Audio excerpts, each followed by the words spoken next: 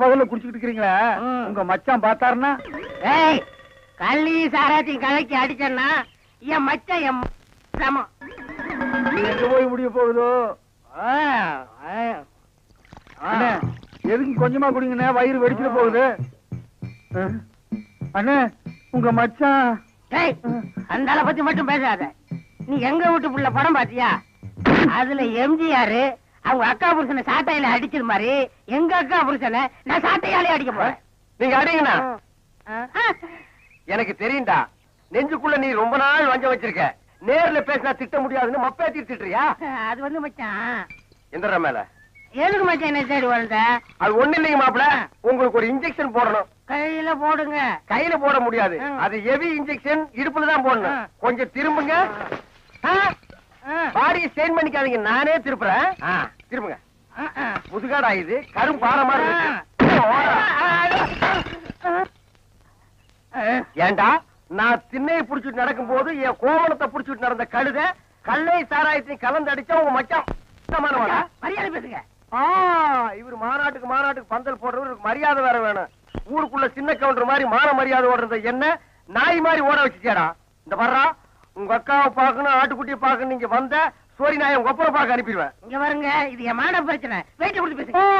காலையில கட்ட கேட்டுக்கு கரை போட்ட வேஸ்ட் வேறையா? திரும்பி பாக்கணும் ஓடி போயிரு, இல்ல மண்டையை உடைச்சு போடுவேன். நில்றா.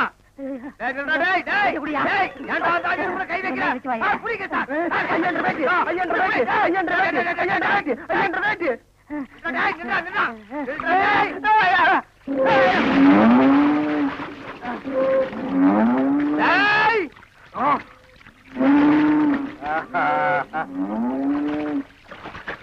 இனி அவன் வரமாட்டான்.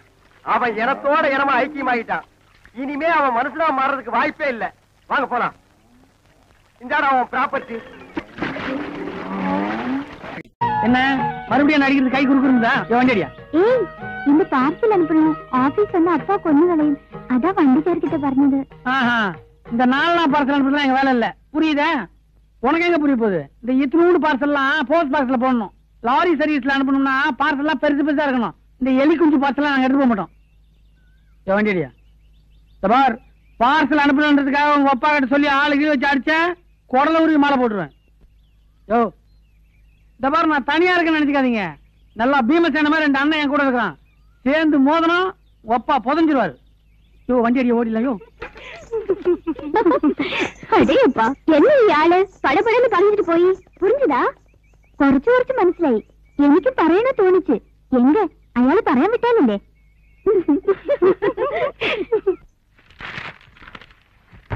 யோ இத மேஜ மேல தான் வைக்கிறதா?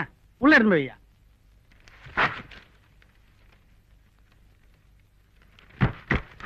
நீ போய்க்கோ. சின்ன பாண்டி, தமிழ்நாடு.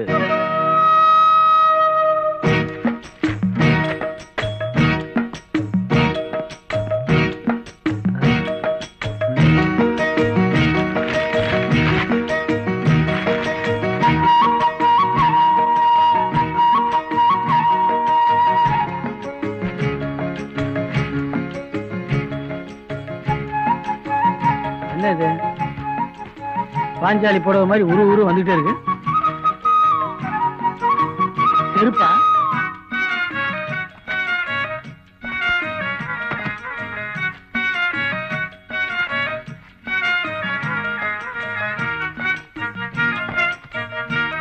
குண்டு இருக்குமோ?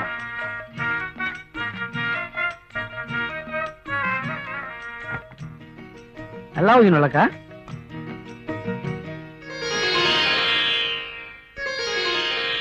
என்ன லாரி ரூட் மாதிரி போகுது?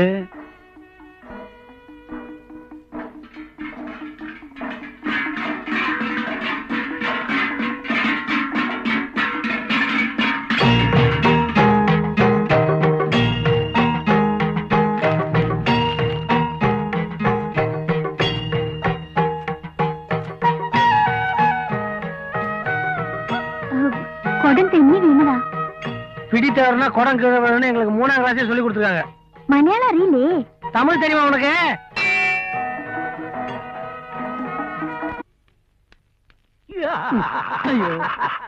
ஏன் வந்து வாந்தி எடுக்கிறேன்? இப்பதான் 300 ரூபா எழுதேன். பத்தலையா உனக்கு? தம்பி, விதி யார விட்டது? கொல்லத்துல இருந்து லெட்டர் வந்திருக்கு. அதான் கொல்ல வந்தியா? எல்லாம் நல்ல விஷயம்தான். என்னையா புது கதை விடுற? உள்ள என்னென்ன விஷயம் இருக்குன்னு கொஞ்சம் விவரமா சொல்லவா? அடுத்த லெட்டர் இப்படி திருத்தனமா படிக்கிறியா? இது அநியாயம். ஆஹா, நீ மட்டும் கட்டின பொண்டாட்டிய வேலைக்காரின்னு சொந்த வீட்லயே வச்சிருக்கிய, இது மட்டும் நியாயமா? வாங்குற சம்பளம் உனக்கே ஆக வேண்டியிருக்கு. இந்தா, யோ, யோ. 300 ரூபா கொடுத்து இன்லாண்ட் லெட்டர் வாங்குற ஒரே ஆள் நான்தாயா. பிரிச்சு அழகா எச்சப்பட்டு ஒட்டியா? யோ, இந்த விஷயம் யாருக்கும் தெரியக்கூடாது. அது எப்படி தெரியும்? நீ பொன்முட்டையிடுற வாத்து. நான் வாத்துன்னு எனக்கு தெரியும். நீ எல்லாம் ஒண்ணு சொல்ல வேணாம். கழுத்து இருக்காத போயா.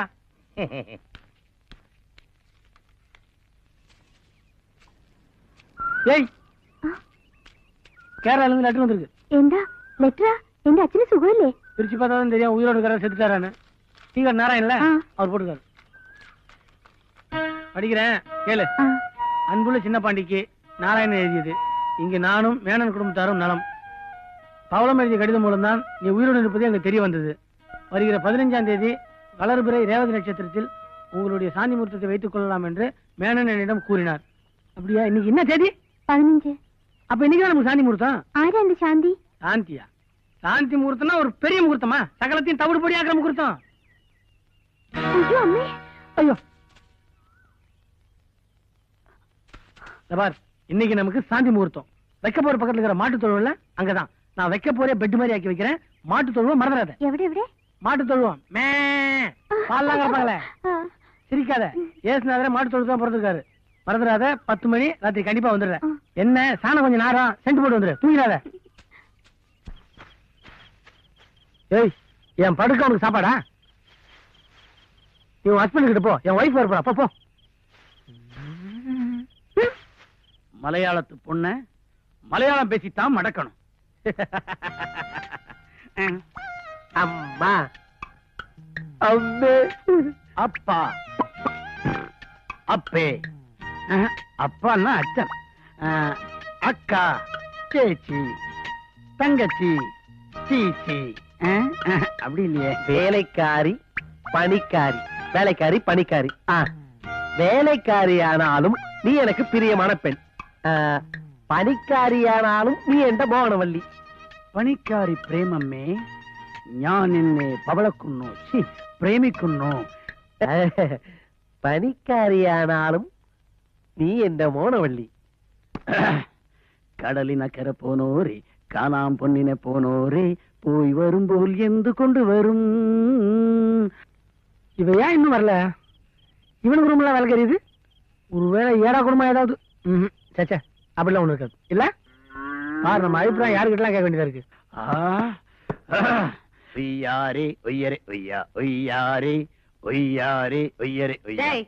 பவளம், என்னது திடீர்னு உனக்கு எங்க அம்மாவுடைய குரல் வந்துருச்சு?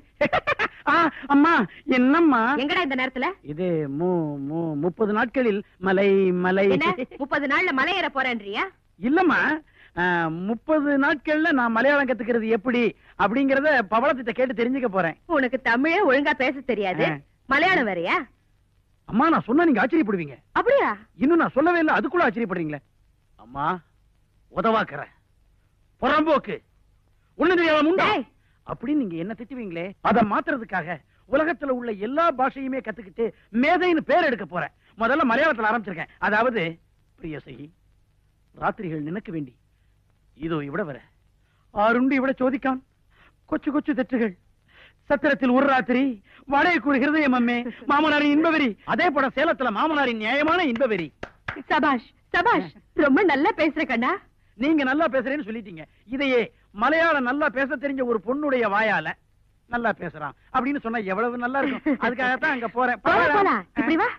இங்க வாமா. என்னம்மா? இங்க வா கண்ணா. எங்க இப்படி காட்டு. என்னம்மா? அம்மே வலிக்கணும். நான் பொழைச்சு. அம்மா இல்லம்மா. நீ கதவை மூடிட்டு படு.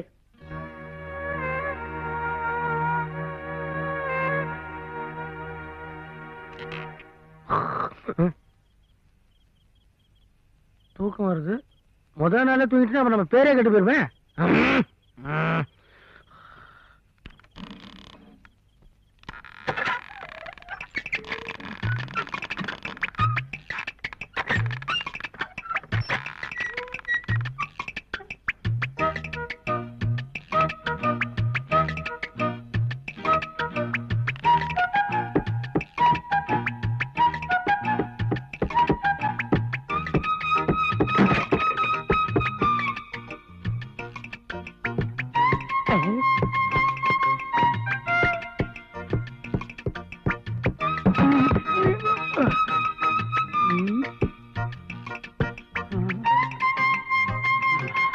மணி என்ன இருக்கும்?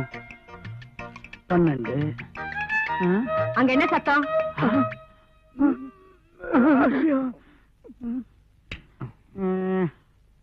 ராத்திரி நேரத்துல இங்க என்ன பண்றீங்க? மடியில மாத்திரை வச்சிருந்த கீழே வந்துருச்சு. அது எங்கன்னு தேடிக்கிட்டு இருக்கிறேன். இதே வயசான காலத்துல அப்பாவால குனிஞ்சு நிமிர்றது சிரமமா இருக்குமே அப்படின்னு நான் ஒத்தாசை பண்ணிக்கிட்டு இருக்கேம்மா. பெரிய பாண்டி இங்க வா. என்னம்மா? காலையில வயலுக்கு எருவு அடிக்கணும். ராத்திரி நேரத்துல மாத்திரை ஒண்ணும் தேட வேண்டாம். சீ, போய் படுங்க. போய் படு. இங்க யாரும் இல்லையப்பா. ஏன்பா?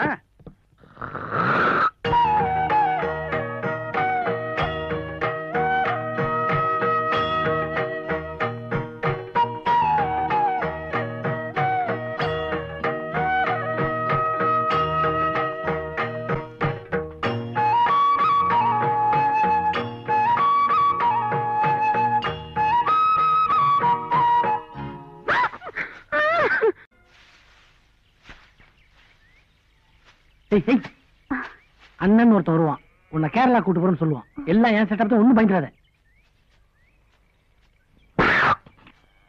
எந்த கொல்லுக்கு போனோம்? சொர்க்கத்துக்கே போக போறோம். அதுக்கு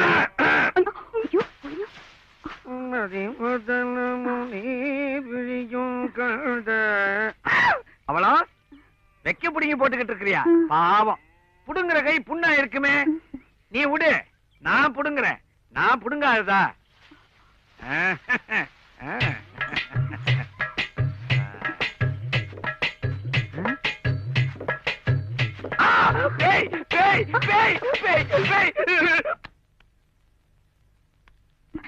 மாமா, இது எனக்கு எப்படி இருக்கு?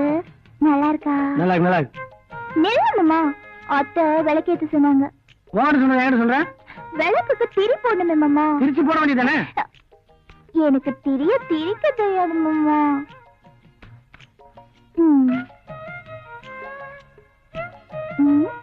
இப்படி வச்சு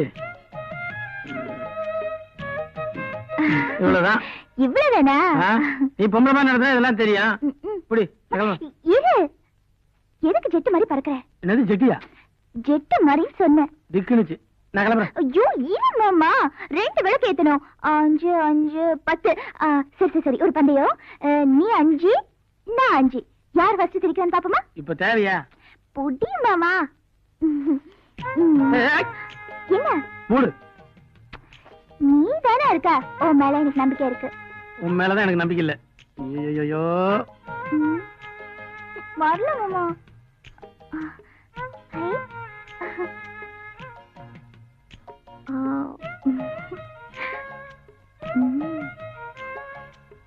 இந்த 5 திரி ரெடி. விளக்க ஏத்து, இத போத்து.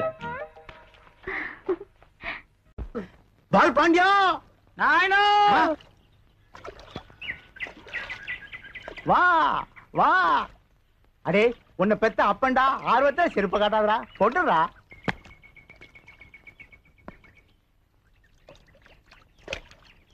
அப்பா எப்படி இருக்கீங்க? இன்னும் கோவணத்தோட தான் இருக்கேன். நீ வந்ததுக்கு அப்புறம் தான் வேட்டி கட்டணும். வேண்டாம்பா, நம்ம கிராமத்தோட நாகரீகம், கலாச்சாரம், பண்பாடு இது எல்லாமே நீங்க கட்டியிருக்கிற இந்த கோமணத்துல தான் இருக்கு. நீங்க மட்டும் உங்க கோமணத்தை அவுத்துட்டீங்கன்னா நம்ம பண்பாட்டையே அவமதிக்கிற மாதிரி ஆயிரும். அப்ப இந்த கோவணத்துல நம்ம கிராமத்து பண்பாடே இருக்குங்கிற? ஆமாப்பா, எங்க அப்பா கோவணம் கட்டிக்கிறாரு, நான் வருத்தப்படுற பையனே கிடையாது. எங்க அப்பாவும் கோவணம் கட்டிக்கிறாரு, மார்தட்டி சந்தோஷப்படுற வீர திருமகம்பா நானு. ஏண்டா பொட்டி பொண மாதிரி கணக்குதே, எல்லாத்தையும் சில்லறையா மாத்தி கொண்டாண்டியா? வீதியிலேயே கேக்குறியா? வா வா போய் பேசுவோம். அலையிறப்பா. என்னடா இது, பாய் எல்லாம் பட்டணத்துல இப்ப பேப்பர்ல பண்றாங்களா? பாய் இல்லப்பா, உங்க பாய் பால் பாண்டியன் இந்த கிராமத்துல ஆரம்பிக்க போற பிரம்மாண்டமான எருமை பண்ணை திட்டம். இந்த திட்டத்தை விளக்குறேன், கேட்டுங்க. இதுதான் என்னுடைய 1000 எருமைகளை கட்டி வைக்கக்கூடிய எருமை தொழுவம். இதுதான் பால் தொட்டி. நீங்களாம் தண்ணி தொட்டி தான் கேள்விப்பட்டிருப்பீங்க. இங்க நான் ரோடு போட போறேன். இது வழியா தான் வேன்ல மெட்ராஸுக்கு பால் போக போகுது. இது என்னுடைய ஆபீஸ், இது என்னுடைய சீட்டு, அங்க கஜானா. லைனா ஒரு 7 பொண்ணுங்களை வேலைக்கு சேர்க்க போறேன். என்ன அப்பப்ப டைப் அடிக்கணும் பாருங்க. வாய பொழக்காதப்பா, அவங்க பக்கத்துலயே உனக்கு ஒரு நாள் கழிப்பு போட்டு தரேன். அதானே கேட்டேன், என் மவனாச்சே. ஏண்டா கண்ணு, அந்த 1000 எருமையும் பின்னால வருதா? இனிமேதான் வாங்கணும். ஓ, நம்ம ஊர் சந்தையில எருமையெல்லாம் சல்லிசா கிடைக்கும்னு பணத்தை பொட்டியில கொண்டாண்டியா? என்னடா அது, பணத்தை எடுப்பேன்னு பார்த்தா நீ நாடகத்தில் நடிச்ச போட்டோ காமிக்கிற. அப்பா இது போட்டோ இல்ல, நான் படிச்சு வாங்கின பட்டம். இத மட்டும் பேங்க்ல காமிச்சா போதும், லட்ச லட்சமா என் பேர்ல கொடுப்பாங்க.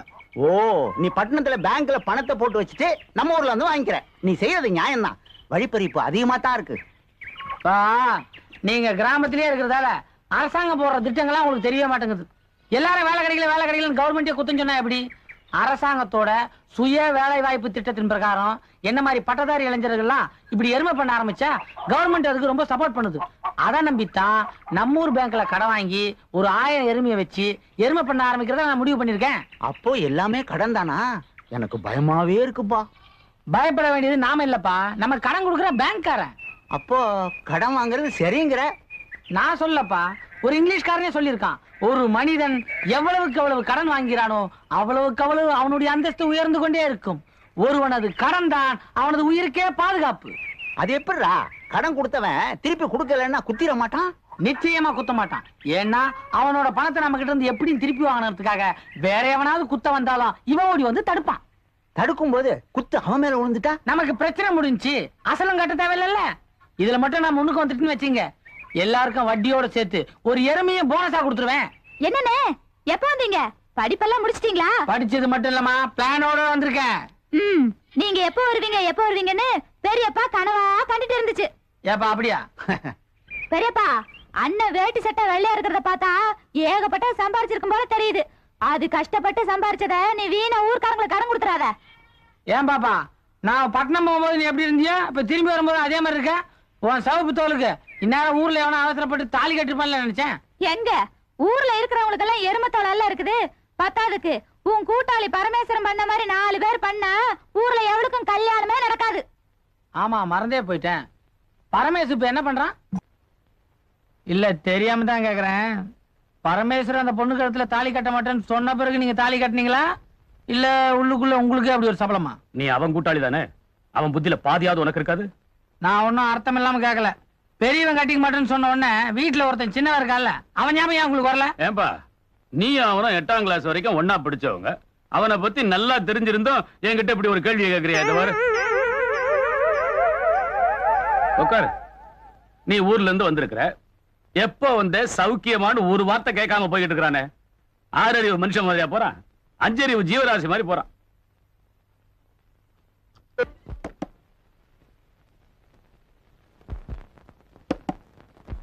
என்ன தெரியல? என்னையே உனக்கு அடையாளம் தெரியலனா இன்னும் உனக்கு அந்த வியாதி சரியாகலன்னு தான் அர்த்தம்.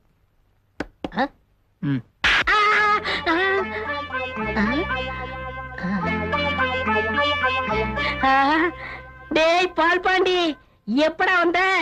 ஊருக்கு போனது என்ன மறந்துட்டியா? ஒரு லெட்டர் கூட போடுறது இல்லையா? லைப்ரரி நண்பனை கண்டுக்கவே மாட்டியா? எங்க என்ன நேர்ல பார்த்தாவே நான் தானே கண்டுக்கிற உணர்ச்சி உனக்கு இல்ல. இதுல நீ லெட்டர் போட்டா என்ன பார்க்க போறியா? ஆமா, உன்னை அடிச்சாதான் சொர்ணம் வருமே, அந்த வியாதி ஒன்னு விட்டு இன்னும் போகலையா? இல்லையே, வியாதி தீர்வுன்னு பார்த்தா முத்திருச்சு. வெக்கத்தை விட்டு சொல்றேன், யாராவது விளையாட்டுக்கு முதுகுல அடிச்சா மூத்திரம் வந்துரு தெரியுமா? ஐயோ, இப்படி போயிட்டு இருந்தா எப்படி? யாரையா லவ் பண்றியா? இல்லப்பா. ஏண்டா? அடிச்சாதான் எனக்கு எந்த உணர்ச்சியுமே வரும்னு தெரிஞ்ச நீயே என்ன லவ் பண்றியான்னு கேட்கலாமா? அப்படின்னா உனக்கு இந்த ஜென்மத்துல காதலே கிடையாது.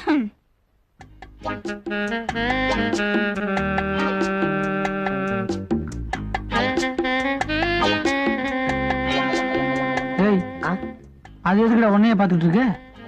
அந்த பொண்ணு இப்ப மட்டுமா பாக்குது? நான் லைப்ரரியில சேர்ந்ததுல இருந்து பாக்குது. அந்த பொண்ணு ஏன் பாக்குது, எதுக்காக பாக்குது தெரியல. எனக்கு என்னமோ பண்ணணும் போல தோணுது, ஆனா என்ன பண்றதுன்னா தெரியலப்பா. என்ன பண்ணணும் அதுகிட்டே கேட்டு வரேன்.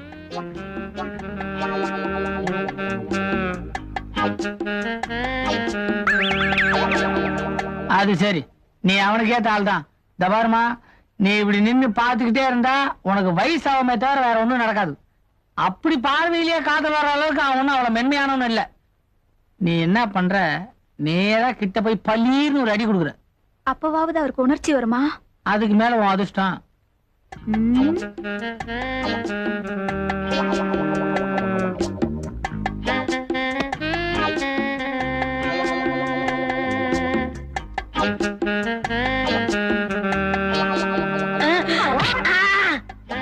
முதுகுல அடிச்சா என்ன வரும்னு தெரியாம அடிச்சு விட்டிய பெண்ணே.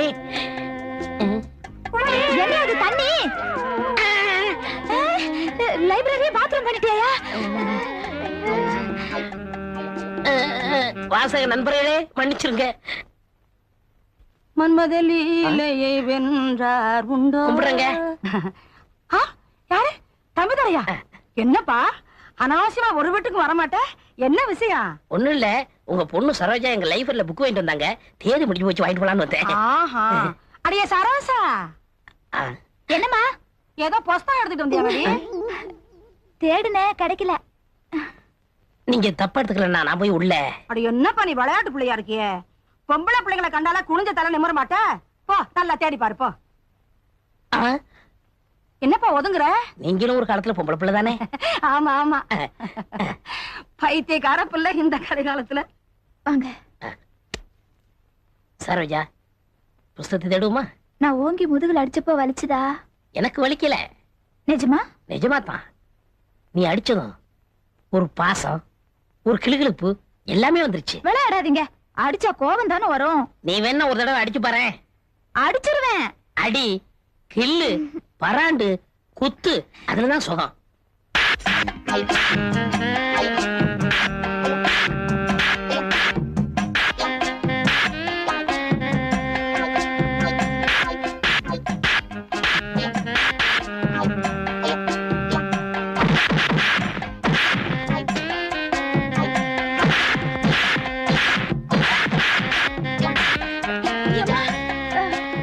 பாத்ரூம் போட மாதிரி பெட்லயும் போயிடாதீங்க.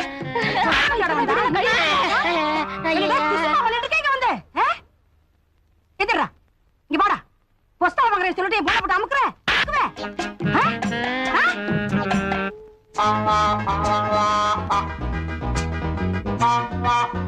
என்ன பார்த்து அவர் அடிக்காதீங்க, நானே அடிக்கிறேன். ஏண்டி அவனை மடை மேல படுக்க வச்சுக்கிட்டு நீ அடிக்க வேண்டாம், நான் தான் அடிப்பேன்.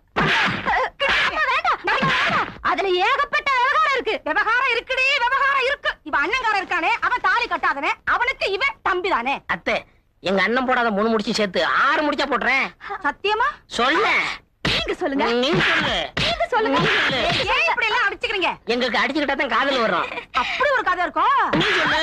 நீங்க சொல்லி ஏதாச்சும் பண்ணுங்களேன். கொன்னுடுங்க கொண்டாமா. நீங்க சொல்லுங்க.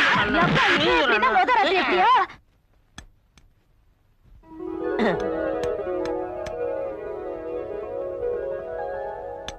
நான் தாலி கட்டிட்டு வந்திருக்கேன். வலிக்கடா மாதிரி நிக்கிறிய தெரியுது. ஆனா பிரதர், இந்த சாஸ்திரம் சம்பிரதாயம் இதெல்லாம் தூரம் பார்க்கும் போது கிண்டலா இருக்குமா தவிர, நாமளே மாப்பிள்ளைய உட்காந்து பாக்குறப்ப தனி சுகமே இருக்கு. என்ன பொறுத்த வரைக்கும் நான் என்ன நினைச்சுக்கிட்டு இருந்தனோ அதான் இப்ப வரைக்கும் செஞ்சுக்கிட்டு இருக்கேன். ஏன்னா நான் அதிகம் படிக்காதவன், நீங்கெல்லாம் நிறைய படிச்சவங்க. நல்லதா ஒரு 4 வார்த்தை சொல்லுங்களேன். நல்லதாவா? சொல்றேன். மாடுகளுக்கு லாடம் கட்டுறத அதிகமா வேலை வாங்கத்தான், அதே மாதிரிதான் பொம்பளைங்களுக்கு தாலி கட்டுறதும். மாடுகளுக்கு புரியறதில்ல எதுக்காக லாடம் கட்டுறாங்கன்னு, அதே மாதிரி பொம்பளைங்களுக்கும் தெரியறதில்ல எதுக்காக தாலி கட்டுறாங்கன்னு. போதுமா? அதுக்கு ஆஸ்பத்திரி தானே. எனக்கு என்னங்க தெரியும்? அது சரி, உனக்கு கல்யாணம் ஆகல? இல்ல என்னங்க வண்டி எங்கே நிறுத்திட்டீங்க? சந்தைக்கு போறதுக்கு முன்னாடி இந்த குடும்ப கட்டுப்பாடு பண்ணிட்டு வந்தலான்னு பாக்குறேன். என்னடி அப்படி வாய் பொழந்துட்ட? இதெல்லாம் ஏற்கனவே சொன்னதானே. இந்த குழந்தை குட்டி தொந்தரவுலாம் எனக்கு பிடிக்காதுன்னு சொன்னதாங்க. அதுக்காக என்ன? அதுக்காக ஊர்ல குழந்தை குட்டி பெற்றவங்க எவன்டி நிம்மதியா இருக்கான்? உனக்கு யாராவது தெரிஞ்சா சொல்லு பாப்போம்.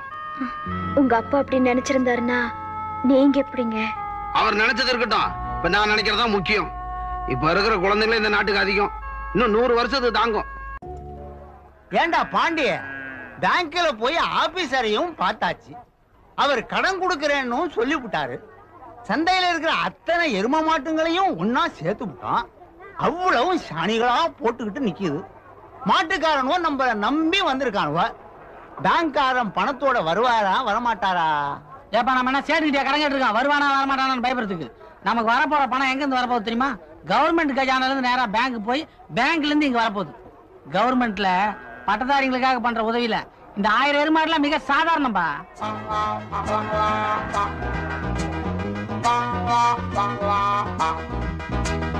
வணக்கம் சார். நீங்க ஏன் பேங்க்ல ஆபீசரா இருக்கீங்கன்னு உங்க சின்சியாரிட்டில இருந்தே தெரியும் சார். தம்பி, அன்னைக்கே ஒரு முக்கியமான விஷயத்தை உங்ககிட்ட சொல்ல மறந்துட்டேன்.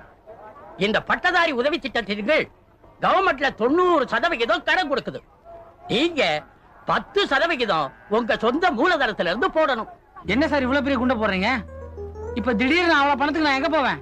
என்ன தம்பி நீங்க இவ்வளவு பெரிய திட்டம் போட்டிருக்கீங்க, உங்ககிட்ட 100 ரூபாய் கூட இல்லையா? 100 ரூபாயா? 10%க்கு 100 ரூபாய்னா அப்ப எனக்குன்னா நீங்க 900 ரூபாய் கவர்மெண்ட்ல கடனா கொடுக்க போறீங்க? ஆமாப்பா, நம்ம கவர்மெண்ட் கண்ணுக்குட்டி இல்லாத ஒரு எரும மாட்டை வாங்க 900 ரூபாய் கடனா கொடுக்குது. உங்க மூலதனத்துல இருந்து 100 ரூபாய் போட்டு ஒரு கண்ணுக்குட்டி வாங்கிக்கிறீங்க. ஏன் சார் நான் 1000 எருமை பத்தி கேட்டுட்டு இருக்கேன், நீங்க ஒரு எருமை பத்தி சொல்லிட்டு இருக்கீங்க? தம்பி நம்ம கவர்மெண்ட பத்தி உனக்கு தெரியாது, அது எப்பவுமே கொஞ்சம் மெதுவா தான் செய்யும். இப்ப உனக்கு ஒரு எருமைய கடனா கொடுத்திருக்காங்க, அதை நீ எப்படி பராமரிக்கிறேங்கிறத பார்த்ததுக்கு அப்புறம் தான் நீ கேட்ட 1000 எருமைய பத்தி கொஞ்சம் யோசிப்பாங்க. அது வரைக்கும் நான் பொறுமையாவா இருக்கணும்? தம்பி இந்த ஒரு எரும மாட்டை வாங்குறதுக்கு நீங்க 3 பேர்ட்ட கையெழுத்து வாங்குனீங்க. நீங்க கேக்குற 1000 எரும மாட்டை வாங்கணும்னா இன்னும் நீங்க யார்கிட்ட எல்லாம் கையெழுத்து வாங்குறதுக்கு ஒரு பெரிய பட்டியலே போட்டு நான் கொடுக்கறேன். இந்தாப்பா தம்பி, இந்த பெட்டியில இருக்கிற ட்ரெஸ் அவருக்கு போட்டு அந்த எரும மாட்டு பக்கத்துல நிறுத்தி ஒரு போட்டோ எடு. எதுக்குங்க என்ன போடலாம்? என்ன தம்பி இப்படி சொல்றீங்க? இந்த வருஷம் எங்க பேங்க்ல நாங்க என்னென்ன சாதனைகள் பண்ணிருக்கோம்ங்கறத கவர்மெண்ட்டுக்கு காட்ட வேண்டாம்?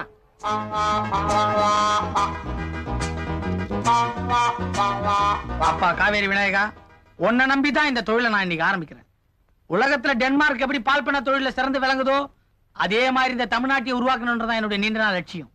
இந்த லட்சியம் நிச்சயமா நிறைவேறும். ஏன்னா தமிழ்நாட்டுல நிறைய எருமைங்க இருக்குது, அதுமே புறம்போக்கு இருக்குது, ஆனா மேய்க்க ஆளுங்க தான் இல்ல. உன்னோட பார்வை மட்டும் என்னுடைய பால் பண்ண திட்டத்து மேல விழுந்தா போதும், உனக்கு எடைக்கு எடை சாணி தரேன்னு வேண்டிக்கோ. பட்டணத்துக்கு போய் படிச்சு பட்டம் வாங்கி பணம் சம்பாதிப்பேன்னு நினைச்சா நீ என்னடான்னா மாட்டை வாங்கிட்டு வந்து என்ன சாணி எடை போட சொல்றியா? என் தலையெழுத்துறா. எங்க சாணி? இதான் நமக்குள்ள இருக்கிற தாழ்வு மனப்பான்மை. நீங்க ஏன் அதை சாணியா நினைக்கிறீங்க? செய்யும் தொழில தெய்வம் தெரியுமா? அப்ப சாணிய தெய்வங்கிற. ஏன் பொங்கல் அன்னைக்கு இதே சாணியை புள்ளியாருன்னு பிடிச்சி வச்சுட்டு நீங்களே சாமி கும்பிடல? இப்ப நாம எதை எப்படி நினைக்கிறோமோ அது அப்படிதான். இத சாணின்னு நினைக்கலாம், அதே நேரத்துல எரிவாயுக்கு பயன்படுற ஒரு ரசாயன பொருளா நினைக்கலாம்ல. இதுக்கு இங்கிலீஷ்ல பேரு கோபர் கேஸ். உன்னை இவ்வளவு செலவு பண்ணி படிக்க வச்சதுக்கு சாணிய பத்தி தெரிஞ்சுக்கிட்டு தான் லாபம். தெரியாம தான் கேக்குறேன், இதை எடை போட்டு நீ என்ன பண்ண போற? என்னைக்குமே ஒரு பட்டதாரி முட்டாள்தனமா செய்ய மாட்டான்பா. இப்ப சாணியோட அளவு கூடனாலோ குறைஞ்சாலோ மாட்டுக்கு உடம்பு சரியில்லைன்னு அர்த்தம். உடம்பு சரியில்லாத ஒரு மனுஷனால எப்படி சரியா உழைக்க முடியாதோ அதே மாதிரி உடம்பு சரியில்லாத ஒரு எருமையால சரியா பால் கொடுக்க முடியாது. இப்ப தெரியுதுங்களா நான் எதுக்கு சாணி எடை போட சொன்னேன்னு? என்னமோ அல்வாவா அள்ள சொல்ற மாதிரி சொல்ற.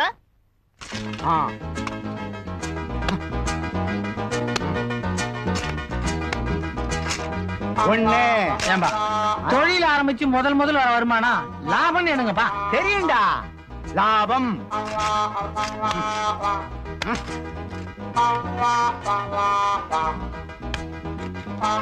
5 கிலோ 500 கிராம். டாக்டர் என்கிட்ட 4 கிலோ 500 கிராம் இருக்கும்ல சொன்னாரு. ஓ நீங்க கண்ணு குடித்து சேர்த்து போட்டிருக்கீங்களா? அப்ப கரெக்ட் தான். எருமை நல்லா ஆரோக்கியமா இருக்கு. என்ன பொறுத்த வரைக்கும் சாணி கணக்கு கரெக்டா இருக்கு. நிச்சயமா இருக்கா? ஏன் காலையில இதே அளவு சாணி எடுத்து தண்ணியில கரைச்சி வாச தெளிச்சனே, அது எந்த கணக்குல சேர்த்தி? எனக்கு ஒரு சந்தேகம். என்ன? இவ்வளவு எருமை போட்டது தானா? ஆமா, எனக்கும் அதே சந்தேகம் தான். ஐயா முனிசிப்பு, இந்த பாரத்துல ஒரு கையெழுத்து போட்டு கொடுங்களேன். ஆமா, பேங்க்ல ஏற்கனவே நீங்க ஒரு எருமை மாடு கடனா வாங்கியிருக்கீங்கல்ல? ஆமாங்க. நீங்க மட்டும் பெரிய மனசு பண்ணி இதுல ஒரு கையெழுத்து போட்டீங்கன்னா தமிழ்நாட்டை இந்தியாவிலேயே அதிக எருமை உள்ள ஒரு மாநிலமா நான் மாத்தி காட்டுறேங்க. அப்போ நான் கையெழுத்து போட்டா தான் உங்களுக்கு 1000 எருமை கிடைக்கும். நீங்க ஒண்ணும் உங்களை பத்தி பெருசா நினைச்சுக்காதீங்க. இது ஒண்ணும் எருமைக்கு கேரண்டி கையெழுத்து இல்ல. நீங்க கையெழுத்து போட்டாதான் நான் இந்த ஊருக்காரன், இவர் தான் எங்க அப்பா, இவருக்கு தான் நான் பிறந்தேன்னு கவர்மெண்ட் நம்புமா? அப்போ கையெழுத்து போட்டா எவ்வளவு கொடுப்பீங்க? எதுக்குங்க? அதெல்லாம் லஞ்சம்டா. நீ எங்க அப்பான்னு சொல்றதுக்கு நான் இவருக்கு லஞ்சம் கொடுக்கணுமா? எவ்வளவு சார்?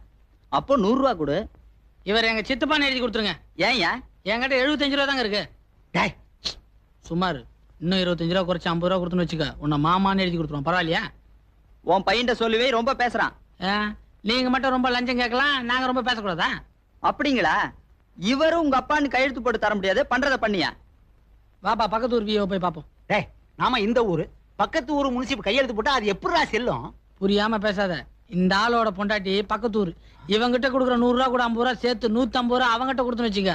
இவன் பொண்டாட்டி ஏன் பொண்டாட்டின்னு அவன் எழுதி கொடுத்துறான். அதுக்கேண்டா அங்க போவானே, அதே 150 ரூபா இவன்ட்ட கொடுத்தா இவன் கையெழுத்து போட்டு போறான். என்னடா சொன்ன? ஏய் 50 100 லஞ்சத்துக்கு அப்பா அம்மா மாத்திர நீ பொண்டாட்டி மாத்தினா கோவம் வருதா? பெரிய மனுஷன் நீ. தாசில்தார் ஆபீஸ், கலெக்டர் ஆபீஸ் எல்லாம் இருக்குடா, போய் வேடிக்கை பாரு.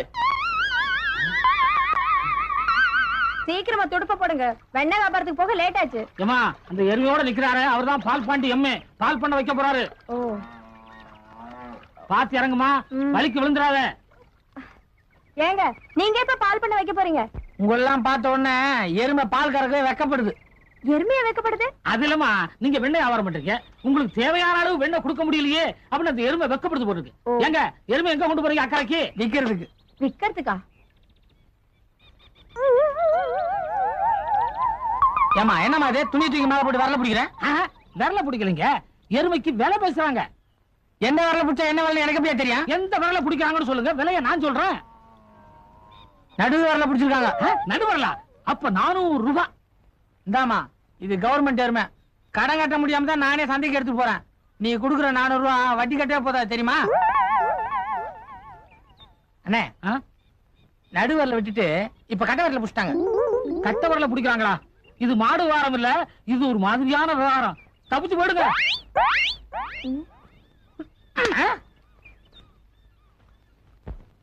பொதுமக்களே, இந்த எருமை சாதாரண எருமை அல்ல, அரசாங்கத்தோட எருமை. இதை நான் விற்பதற்கு காரணமே என்னுடைய சொந்த கஷ்டம் அல்ல, அரசாங்கத்தோட கஷ்டம். எனக்கு கொடுத்த 900 ரூபாய் கடன் தொகையை உடனடியாக திருப்பி தர வேண்டி அரசாங்கம் எனக்கு இதுவரை 9 முறை சீட்டு அனுப்பியுள்ளது. என்னுடைய இந்த 900 ரூபாய் அரசாங்கத்துக்கு சென்றால்தான் அவர்கள் பல நல்ல திட்டங்களை நிறைவேற்ற முடியுமாம். அதுவும் இல்லாமல் ஒரு பட்டதாரியான நான் கவர்மெண்ட் கஜானாவை நிரப்ப வேண்டிய காலகட்டத்தில் இருப்பதால் என்னுடைய அருமையான இந்த எருமையை விற்க வந்திருக்கிறேன். இந்த ஏலம் கேட்க வந்த உங்களை ஊக்குவிப்பதற்காக நான் ஒரு பரிசு திட்டம் வைத்திருக்கிறேன். அதாவது யார் இந்த எருமையை அதிக விலைக்கு வாங்குகிறார்களோ அவருக்கு என்னுடைய இந்த பட்டமளிப்பு உடையை இனாமாக தர இருக்கிறேன். ஆரம்பிக்கலாமா? சீக்கிரம் முடிடா, பணத்தை வாங்கிட்டு போலாம். இந்த அருமையான எருமையின் குறைந்த விலை 501. அப்போது நல்லதங்கா இளங்கொடியும் ஒவ்வொரு மக்களாய் தள்ளினா கிணத்துக்குள்ளே ஓடிய தலைமகனும் உத்தமிக்கே உரைப்பா. நான் சொல்ற மாதிரி சரியா? எங்க வீட்டு பிள்ளை படம் பாத்தியா? பாத்திருக்க. அதுல எம்ஜிஆர் நம்பியார கிளைமேக்ஸ்ல சாட்டு எடுத்துன்னு சாத்துன்னு சாத்துவார். அதே மாதிரி அந்த பிணாங்கரிய நீ போய் 4 சாத்து சாத்துற. பரமேஸ்வரனுக்கு பொம்பளைங்க சண்டை போட்டாவே பிடிக்காது, சனியை விட்டுதுன்னு துரத்திடுவான். மத்தத நான் பாத்துக்கிறேன்.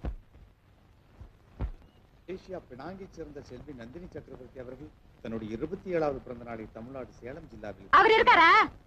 வாழ்த்து கூறுவது. அவர் இருக்காரா? நீ யாரு? நான் யாரா இருந்தா உனக்கு என்ன?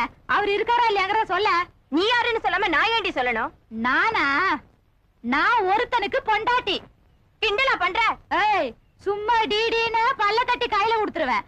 நான் ஒருத்தனுக்கு பொண்டாட்டினா உனக்கு என்னடி அதுல கிண்டல் தெரியுது? தெரியும்டி. நீ எதை மனசுல வச்சுட்டு பேசுறேன்னு ஒல்ல இருக்கேன்னு பாக்குறியா? பின்னிடம் பின்னியா என்ன பண்ணுவ? ஏய் இன்னைக்கு எனக்கு பிறந்த நாள், அம்மா அப்பா எல்லாம் ரேடியோல வாழ்த்து சொல்லிட்டு இருக்காங்க, நீ வந்து வம்பா பண்ற. என்ன பத்தி தெரியாது உனக்கு? என்ன பண்ற பாரு. ஐயோ நீ பகரக்கு வர நீ பாத்துட்டு என்ன பண்ற? யார் இப்படி சண்டை போடுறீங்க? அம்மா அண்ணே. செய்யறதையும் செஞ்சுட்டு கவுந்தா படுத்திருக்க. எந்திரி எந்திரடி. சண்டை போட்டியா? அதுக்கு என்ன காரணம் தெரியுமா? நெரிச்சல கழுத்த. சண்டை போட்டியா? ஆமா. எனக்கு சண்டை போடுற பொம்பளை ஒத்து வராது. ஏற்கனவே சொல்லி இருக்க அந்த குரங்கு பிடல்கார பயலோட சண்டை போடாதன்னு. இப்ப என்னடான்னா எல்லாரோடையும் சண்டை போட்டுட்டு இருக்க. முதல்ல புறப்படு. என் வயித்துல வீசிட்டாங்க, அது படாத இடத்துல பட்டிருந்தா என்ன ஆயிருக்கும்? ஏய் அவ்வளவுதான் புறப்பட சொல்லிட்டல. இதுக்கு மேல பேசின கொன்னுடுவேன். புறப்படு. புறப்படுறியா? எனக்கு ஒண்ணு வேர்த்து கொட்டல. புதுசு பிஞ்சிரும். சீக்கிரமா இடத்த காலி பண்ணு, வீட்டை கழுவி விடணும். அரே சூப்பராக